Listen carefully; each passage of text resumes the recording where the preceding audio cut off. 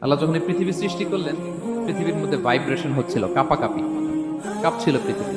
আল্লাহ পৃথিবীর কাঁপাকাঁপি বন্ধ করার জন্য এই পেরেকের মতো পাহাড়গুলোকে পৃথিবীতে ঠুকে দিলেন, কাঁপাকাঁপি বন্ধ হয়ে গেল। এই দৃশ্য দেখে ফেরেশতারা বলে, ইয়া রাব, হাল মিন খালকিকা আসাদ্দু আলাল জিবাল। আল্লাহ, পাহাড়ের এত শক্তি, পৃথিবী কাঁপতেছিল, পাহাড় আপনি ঠুকে দিলেন, পৃথিবীর কাঁপাকাঁপি বন্ধ হয়ে গেল।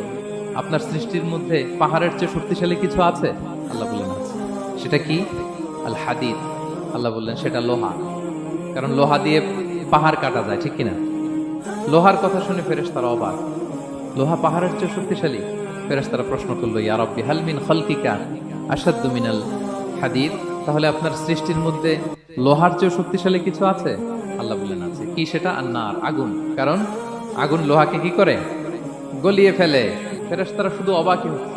ফেরেশতারা বলে, আগুনের চেয়ে শক্তিশালী কিছু আছে? আল্লাহ বলে আছে। আলমা, পানি। কারণ আগুনে দাউ দাউ করে জ্বলে ওঠা